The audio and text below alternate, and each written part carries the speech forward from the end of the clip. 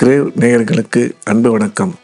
நமது கிரேவ் சேனலில் ஒவ்வொரு வாரமும் வாஸ்து பற்றிய அடிப்படை விளக்கம் என்ற தலைப்பில் இதுவரை ஒரு மனையை எப்படி தேர்வு செய்வது என்பதை பற்றி தெளிவாகவும் விரிவாகவும் பார்த்து வந்தோம்.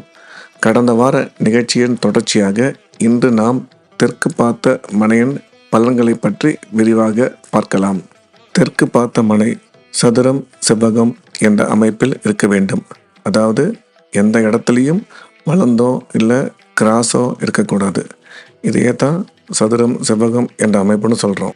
தெற்கு பார்த்த மனையில் வாஸ்து குறைபாடு இல்லாமல் படுக்கை அறை, சமையலறை, செப்டிக் டேங்கு, கிணறு, போர்வெல்லு, ஹாலு என அனைத்தும் சிறப்பாக அமைப்பதற்கு தெற்கில் அகலம் அதிகம் வேண்டும். அதாவது சவுத் ஃபேஸிங் தெற்கு பார்த்த பிளாட் நீங்கள் தேர்ந்தெடுக்கும் போது தெற்கு பக்கம் இருக்கக்கூடிய விட்த்து அதிகமாக இருக்கணும். அப்படி அதிகமாக இருந்தால் மட்டும்தான் தெற்கில் வரக்கூடிய உச்சவாசல், சமையலறை, சவுத் வெஸ்ட்டில் வரக்கூடிய பெட்ரூமு இதெல்லாம் வாஸ்துபடி அமையும்.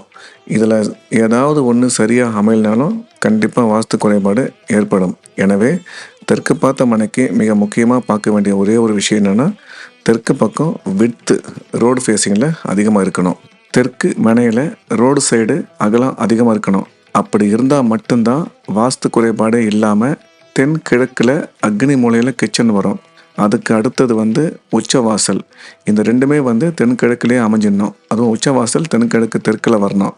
அடுத்தது தென்மேற்கு பக்கத்தில் குபேர மூலையில் பெட்ரூம் வரணும். ஆக இந்த 3 விஷயம் ரொம்ப முக்கியம்.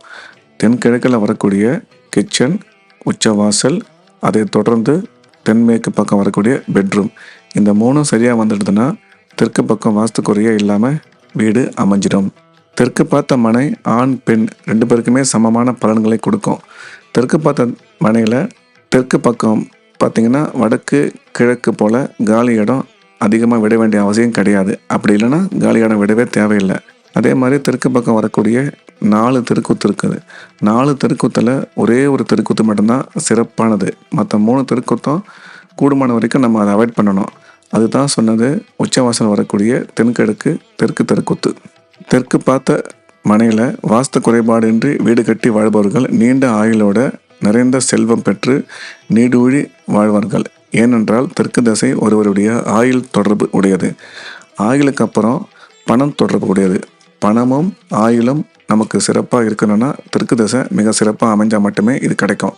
தெற்கு பக்கம் வரக்கூடிய தெருக்கூத்து தெருப்பார்வை அதோட நன்மை தீமைகளை வரும் பதிவுகளில், கிரேவலுடைய அடுத்தடுத்து வரக்கூடிய பதிவுகளில் தெருக்கூத்து தெருப்பார்வை பற்றிய விரிவான விளக்கத்தில் இதை பற்றி பார்த்துக்கலாம். தென் திசை கணவன் மனைவி இருவரின் உறவுக்கு முக்கிய திசையாகும். தெற்கு திசை ஆண்கள் பெண்கள் இருவருடைய ஆயுள், ஆரோக்கியம், முன்னேற்றம் ஆகியவற்றோடு தொடர்புடையது. இதற்கு அடுத்தபடியாக தெற்கு பணத்தோட மிக அதிகமான தொடர்புடையது. எனவே ஒரு ஆணின் நிரந்தர வேலைக்கு இதுவே முக்கிய காரணமாகும். பணம் சம்பாதிப்பது ஆணின் கடமை. எனவே ஒரு ஆணின் நிரந்தர வருமானத்துக்கு காரணமாக இருக்கக்கூடிய தொழில், வேலை இந்த இரண்டும் சிறப்பான முறையில் அமையணும்னா தெற்கு திசையில் வீடு வாஸ்து குறைபாடின்றி அமையும் பட்சத்தில் மிக சிறப்பான வாழ்க்கையை வாழலாம்.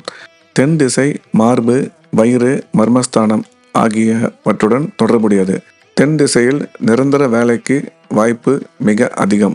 அதே சமயம் தொழில்களில் பார்த்திங்கன்னா ஹோட்டல் இண்டஸ்ட்ரீஸ் இல்லை ரெஸ்டாரண்ட்டு அது தென் திசைக்கு மிக சிறப்பான தொழிலாக இருக்கும்.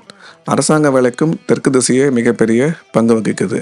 தெற்கில் வாஸ்து குறை எதுவும் இல்லாமல் சிறப்பான ஒரு வீடு அமையும் பட்சத்தில் அரசாங்க வேலைக்கும் வாய்ப்பு இருக்குது.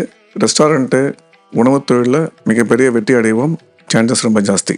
தென் திசையில் வீடு வாஸ்து குறைபாடின்றி கட்டி வாழும் பட்சத்தில் நோயின்றி ஆரோக்கியமாகவும் செல்வ செழிப்போடவும் வாழ முடியும். தெற்கு பார்த்த வீடுகளில் வசிப்பவர்கள் வழிபட வேண்டிய கடவுள் காமாட்சி அம்மன், முருகர். மீண்டும் நாளை கிரேவின் வாஸ்து பற்றிய தெளிவான விளக்கம் என்ற நிகழ்ச்சியில் சந்திப்போம். எல்லா புகழும் திருச்செந்தூர் செந்திலாண்டவருக்கே. அங்காள பரமேஸ்வரி திருவடிகளே சரணம். வணக்கம்.